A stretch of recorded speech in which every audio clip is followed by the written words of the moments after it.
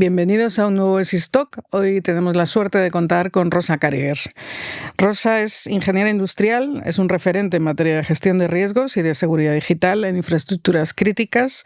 Ha desarrollado gran parte de su carrera profesional en Iberdrola, donde ocupó cargos de creciente responsabilidad, desde la gestión de riesgos hasta ser CISO global del grupo Iberdrola, cargo desde el que fue responsable del gobierno, la inteligencia y la supervisión de la ciberseguridad en entornos IT y OT en Europa, Reino Unido, Estados Unidos, México y Brasil. Rosa, además, es actualmente consejera independiente y consultora independiente en gestión de riesgos y resiliencia, y además colabora activamente en el Foro Económico Mundial, donde copresidió el grupo de trabajo sobre ciberresiliencia del sector eléctrico y actualmente forma parte del Global Future Council on Energy Technology Frontiers.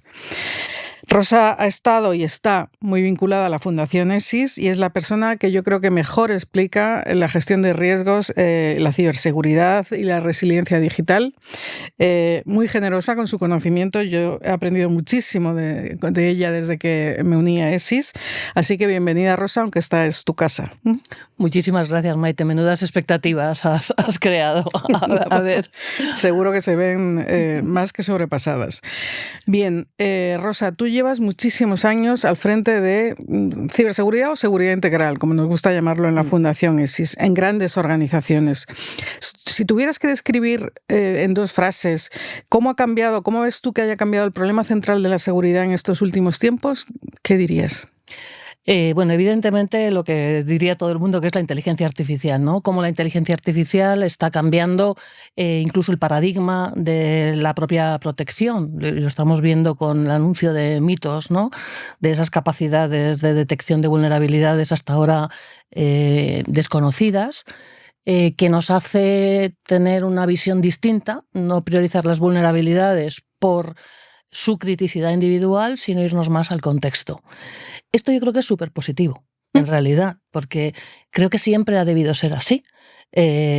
No tiene mucho sentido priorizar la resolución de miles de vulnerabilidades, porque, es decir, la gente tiene vulnerabilidades en el cajón porque todo no se puede resolver.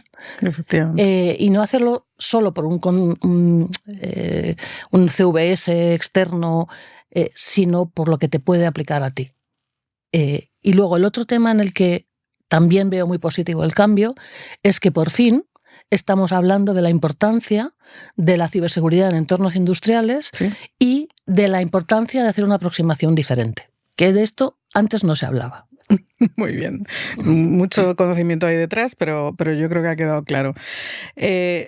Sobrevolando todo esto, hay lo que algunos llaman y llamamos el tsunami regulatorio. Hay multitud de normas, desde DORA, la directiva NIS2, CER, CRA, normas horizontales que a veces se superponen, se solapan con normas sectoriales, incluso normas sobre seguridad que ya existían previamente a todo este tsunami regulatorio de ciberseguridad. Desde tu experiencia, ¿este encaje funciona o es un laberinto o cómo lo ves? Yo creo que nos está complicando muchísimo la vida, pero no solo por este encaje que dices, ¿no?, de las propias normas de ciber, sino también las normas que tenemos, sino especialmente porque está fomentando o promoviendo una aproximación separada a la ciberseguridad. Tenemos a los expertos de ciber preocupados de las normas de ciber y a los expertos de negocio o de los riesgos operativos de toda la vida preocupados de esto. Entonces, yo creo que hay que romper y ahí, fíjate, yo me gusta mucho la aproximación que hace a esa regulación el regulador de Reino Unido, ¿no? En el sector eléctrico en particular, que es el que mejor conozco, existe una regulación que tiene Ofgem, que regula al sector en cuanto a la calidad de suministro, la confiabilidad, etcétera, independientemente de si la causa de un apagón o de un deterioro de la calidad de servicio es física, digital o una tormenta solar. Y después tienen una agencia de ciberseguridad transversal que sí que puede ayudar a esa coordinación que es necesaria intersectorial, porque evidentemente no es lo mismo la interdependencia que nos produce el mundo digital. Digital, total. ¿No? Pero creo que sí que es importante que no perdamos de vista la propia regulación que ya teníamos en el sector y tratar de incorporar a esa el componente digital, ¿no? Y ahora, bueno, pues parece que la Unión Europea quiere hacerlo a través de actos de implementación, pero luego está la transposición, en fin, yo creo que tenemos una situación bastante compleja que no solo tiene ese efecto de crear un poco esos silos, sino que distrae mucho del objetivo de verdad que es la seguridad. Distrae recursos y distrae foco de la alta dirección hacia el cumplimiento. Claro, pero es que esa separación que decías entre los que se ocupaban de la seguridad de toda la vida y los de ciberseguridad, a veces que no se hablan y las autoridades tampoco, porque ahora mencionaba en los actos de implementación que si los hace ENISA solamente está pensando en ciberseguridad y no en seguridad. Sí, pero fíjate que sin embargo la Directiva de Resiliencia de Entidades Críticas lo primero que dice es hagamos una aproximación integral. Todo, y el siguiente párrafo dice, bueno, y la ciber se deja la NIS. Pero yo creo que es importante que reconozcamos eso, ¿no? Tanto las autoridades como dentro de las empresas, que es que tenemos que ir al riesgo operativo de toda la vida. Uh-huh. Y además la normativa, toda esta normativa que hemos estado mencionando, establece muchísimo el foco en las obligaciones de las empresas, obligaciones que tienen que cumplir, más o menos concretas, pero las empresas, queda claro que las empresas tienen que prepararse para evitar, detectar, una vez detectado, inmediatamente notificar y posteriormente levantarse. Y digo yo, esas notificaciones, que además pueden ser complejas, porque pueden ser múltiples, ¿qué hacen las autoridades con esas notificaciones? ¿Se limitan a guardarlas en un cajón? ¿Ayudan operativamente? No, te sancionan. Además. A ver, ahí has tocado un tema que a mí me parece fundamental, porque la colaboración es importantísima en el ámbito de la ciberseguridad, por muchos motivos, especialmente si estamos hablando de infraestructuras críticas. Y me pongo en la situación que teníamos antes de la digitalización, la colaboración con fuerzas y cuerpos de seguridad del Estado para proteger nuestras infraestructuras críticas era fantástica, pero una colaboración en términos de ayuda, de buscar apoyo. Cuando nos remitimos al mundo digital, de repente nos encontramos con una regulación que se limita a pedirnos la notificación, no sabemos muy bien para qué, porque al menos, fíjate, en el ámbito de las distintas infraestructuras críticas que estamos, pues si yo notifico desde Iberdrola, imagínate que estoy teniendo un ataque, pues inmediatamente Naturgy, Repsol, las otras eléctricas se deberían estar alertas. Pero tampoco sé si realmente el gobierno está haciendo esto o no. ¿Qué nos pasa con las notificaciones? Pues que si al final el objetivo es la sanción, mira, la primera obligación que tenemos en las empresas, incluso los responsables de ciberseguridad, es proteger el valor para nuestros accionistas. Y si el mayor riesgo que tenemos hoy en día es la sanción de la Agencia de Protección de Datos, pues tendremos que proteger a nuestra empresa de eso, ¿no? Luego tenemos muchos líos con los abogados, que si notificas o no, si sabes ya. Yo me remito de nuevo a modelos alternativos que existen, donde puedes tener una agencia dedicada al apoyo, una agencia técnica que realmente te ofrezca ese apoyo al sector, y después, un organismo sancionador al que notificaremos con los plazos, pero que no lo mezclen. Creo que es muy negativo de cara a fomentar esa necesaria colaboración. Sí, el incentivo, ¿no? Si notificas, recibes algo, en ese caso apoyo operativo, por ejemplo, sí. Pero no, si notificas, lo que vas a recibir es una sanción, ¿no? Y en España, además, por lo que se comenta, el apoyo operativo se recibe de un organismo. En general, el resto de los organismos reciben notificaciones, ¿no? Sí. Con lo cual es aún más dañino, ¿no? Bueno, es que yo creo que la propia gobernanza de la ciberseguridad pública, de la ciberseguridad, precisamente en estos momentos con la transposición de la NIS 2, pues no está demasiado clara, ¿no? En cuanto a las competencias. Y yo creo que es un tema que se tendrá que acabar ordenando. Creo que la ventanilla única tiene mucho sentido, pero ya no solo desde el punto de vista de ciber, ¿no? Si ya tenemos un responsable de seguridad y enlace con las autoridades, pues oye, notifiquemos todo lo que esté pasando que pueda afectar a nuestras infraestructuras críticas. Sí, porque además cada vez más las infraestructuras críticas son las que son la base de desarrollo de servicios tan importantes para nuestra vida normal, para mantener la vida, el orden público, ¿no?, que se dice, que efectivamente esa colaboración tiene que existir por el bien de la sociedad en general. Y siempre ha existido. Sí. Y siempre ha existido, ¿no? Y yo creo que ahora existe ese espíritu. Lo que pasa es que es realmente un problema complejo. Porque, bueno, la ciberseguridad es muy transversal, porque el mundo en el que vivimos, la sociedad, es muy digital. Todas las best practices nos llegan del sector financiero, que no tiene un riesgo físico. Exacto. Y entonces, en lugar de replantearnos en la industria cómo extender ese riesgo digital a las prácticas que ya teníamos, estamos tratando de absorber lo del sector financiero. Y yo creo que bueno, es un tema de madurez también regulatoria y de que se nos dé presencia. Porque, bueno, no sé si sabes, inicialmente cuando se planteó en el año, yo creo que fue 2017 o así, estuve yo participando en el desarrollo de la Estrategia de Ciberseguridad Europea. Lo hacía a través de la Dirección General de Energía, a través de DG Ener. En un momento dado, DG Connect cogió el liderazgo de la regulación y dejó al sector, por ejemplo, al sector de energía fuera, ¿no? Entonces, creo que esta visión tan enfocada en la tecnología que tenemos de la ciberseguridad, al final es un problema. Porque tenemos que volver a los básicos, ¿no? O a la tecnología, por lo menos la tecnología industrial, que desde luego no es la digital. Bueno, por ahí va mi siguiente pregunta, porque en las empresas industriales, en energía, pero también en fábricas, en utilities en general, siempre ha habido una separación casi religiosa, ¿no?, entre IT y OT. Esto funcionaba mientras el OT no estaba conectado, o no tenía componentes digitales, pero hoy en día ahí tiene que haber algún tipo de relación. ¿Cómo ves tú, desde que tienes experiencia en grandes empresas y en cadena de suministro, con lo cual has visto también cómo ocurre en otras empresas no tan grandes, cómo debería ser esa relación entre IT y OT dentro de las empresas?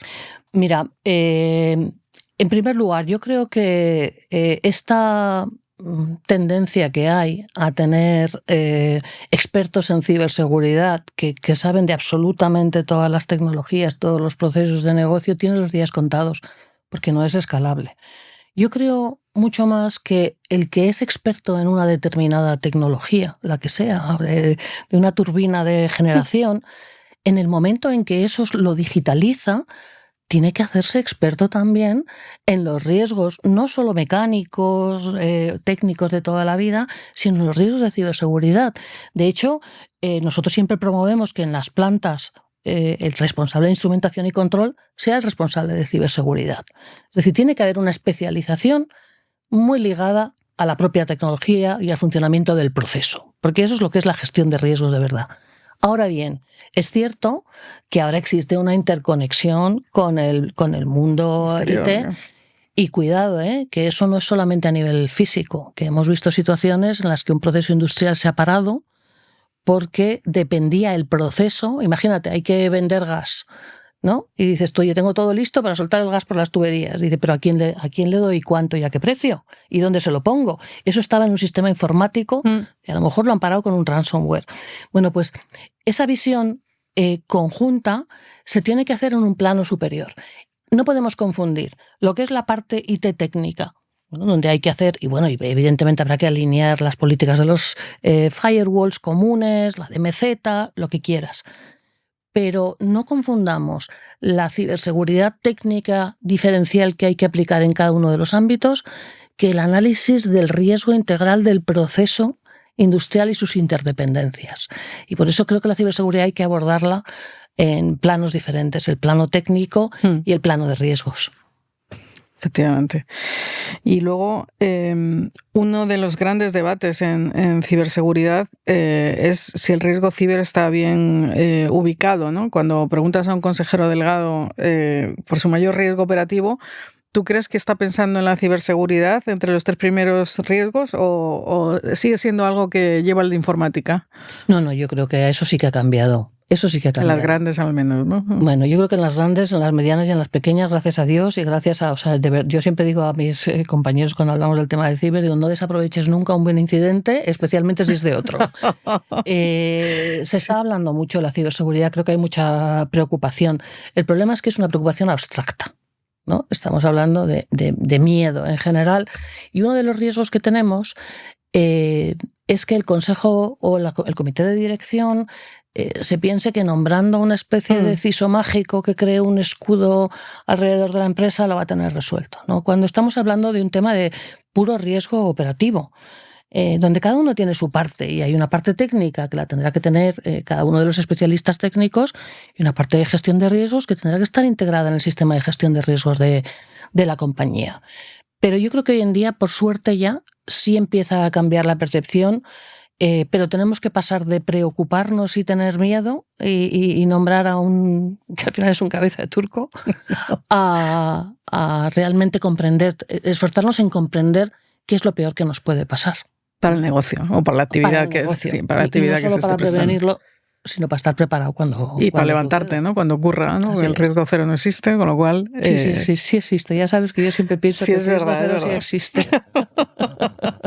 Cuando está todo parado ya es muerto. Cuando cierras el negocio tienes riesgo cero. Riesgo cero. Bueno, pero esperemos no llegar a ese riesgo cero.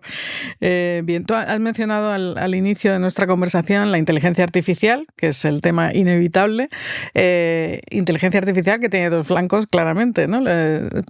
Nació, digamos, este último desarrollo, mitos y todo esto, nos ayuda a detectar muchísimas más vulnerabilidades, ¿no? A acrecentar muchísimo el ritmo y la velocidad con las que se detectan potenciales vulnerabilidades, pero también tiene la otra faz, que es que también los malos pueden utilizar esa inteligencia artificial para lanzar ataques muchísimo más rápidos y mucho más certeros, ¿no?